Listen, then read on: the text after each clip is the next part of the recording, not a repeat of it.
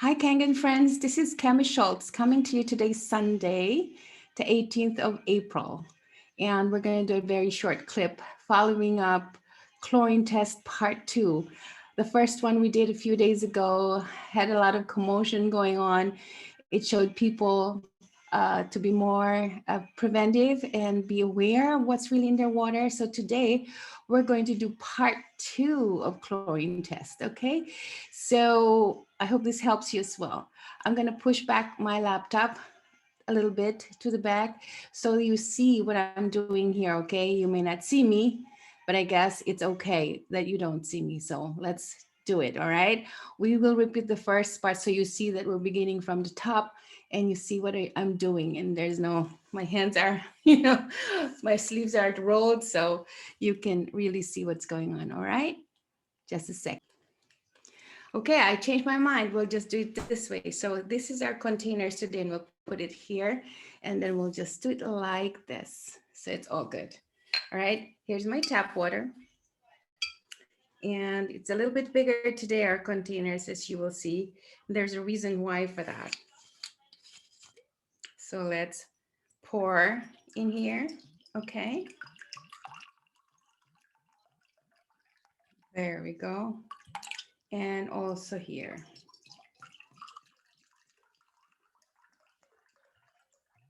All right, so we'll put it down like this. And I'll start swimming. I will pretend this is my full body and this is my swimming pool.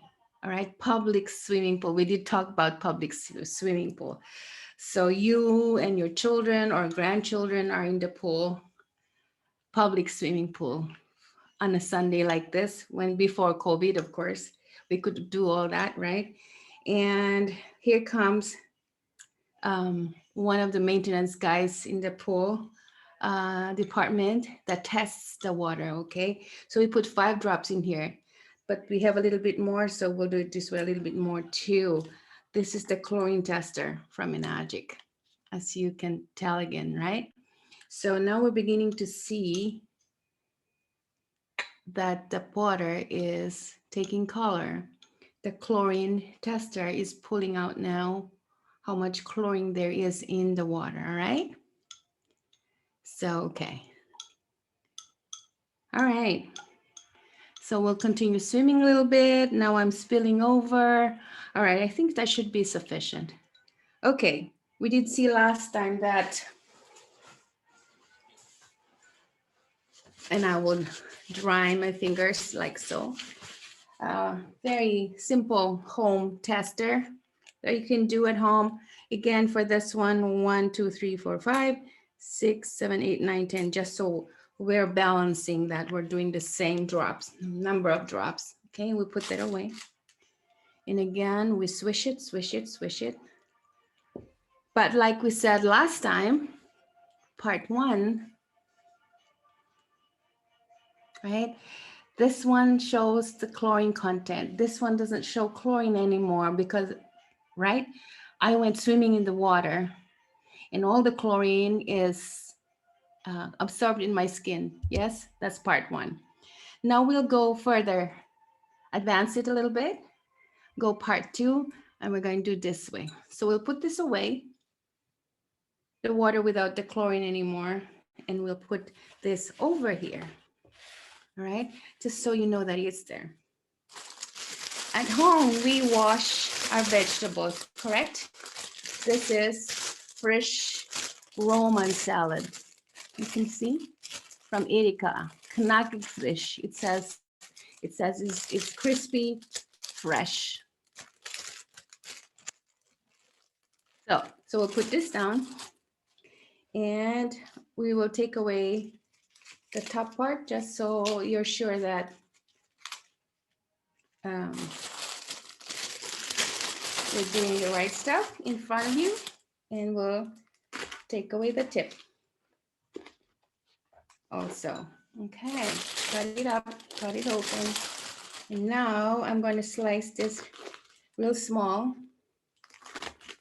Normally you wash this whole thing in there, right, in your water, but I just want to show you how fast this whole thing works. Sometimes we cut our vegetables to pieces, right? Before we wash them, then we're done with the cutting part. Okay, so I'm gonna sew, and okay, that should be sufficient. Well, you know, we'll just, why don't we just put it all in like so, and we put this away, this step there, and this is our salad to be. So, okay, we're gonna be washing our vegetables now. Oh, it's a little bit too much, I think, yeah? You can see that it's very full now. So we're washing our vegetables in the water. And maybe we can put the rest of it just because. So we're thinking, you know, okay, now I'm gonna wash my vegetables from my tap water. Pretend you didn't know though that there's so much chlorine content in your water, okay? So you're washing, you have your greens, you have your tomatoes, you have your strawberry. Oh, strawberry is a really good one. You should try this with the strawberry at home. Yeah. And so, and we'll put this here because we don't want to spill anywhere on the tablecloth. So, all right. So while this is washing or soaking a little bit in the water like so, the point being that we wanted to show you how your produce absorbs all that, and then you serve it to your kids, your family. Now, we're gonna take an empty glass. Here's an empty glass. And now we're washing our vegetables. We're almost done. We're almost done. And now we are done. Okay. Remember the color of the chlorine prior. And so we're going to put it back, push it back a little bit so we can have the water come through.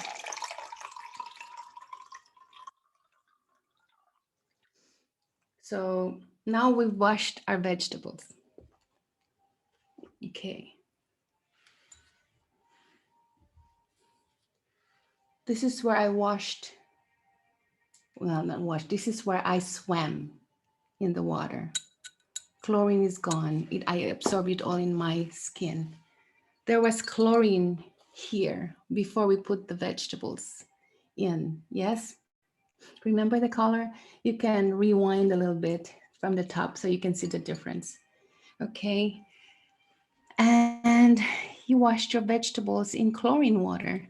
Chlorine is now where? Here. Vegetables, produce, they have pores like our skin. So whatever you put on your produce, it absorbs it as well. So you've seen those videos, pictures where they're spraying from a plane pesticides, right? Herbicides, and they're all oil-based. Why oil-based? You can't wash it off. Otherwise, it becomes a financial burden to our farmers. They have to redo the whole process of spraying pesticides in their produce again, right? So that it is oil-based. If not, whenever it rains, it washes it off. But because it's oil-based, it doesn't get washed off. And that's where our 11.5 pH Kangen water come into play. And that will be part 3. So now you've seen how important it is to be careful and test always your water wherever you are. I do that. See, chlorine went into my skin. Chlorine that was here in this water is now in this vegetables. There's no more chlorine. It's only dirt and grime in this one. This came from here, as you have seen. All right. So that's part 2 of our chlorine test. If you don't have your Kangen water device yet, it's time. Because anytime you're washing your fruits, vegetables, produce, even dry goods like rice, it absorbs all the contaminants in the water, not only the chlorine, but whatever there is in your water that has been mixed in. In Los Angeles, for example, my daughter lived in North Hollywood for several years. And every time I go visit her, she gives me water, yellow water. And she uses Brita. And I said to her, we need to change that. Why is it so strong, the chemicals over there? Hollywood area, there's a lot of stuff that people take there, including drug of choice, right? And they flush it down the toilet. It's been known that tap water contain those, the ones in that area. You have to read up, Google it. You will find all the articles about it, that they found such and such drug of choice in the water. And so let's be careful.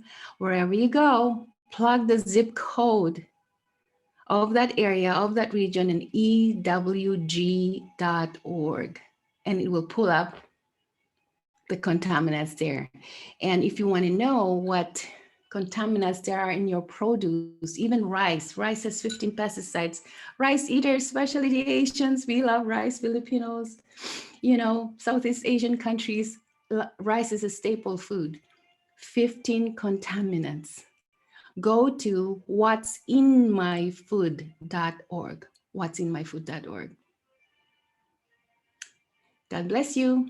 Have a nice Sunday with your family. We just had our brunch, and so I had to do this real quickly. Part 2, chlorine test. Take care, and we'll come with part 3 very soon. Be well and be happy. Cami Schultz in Frankfurt signing out. Until next time.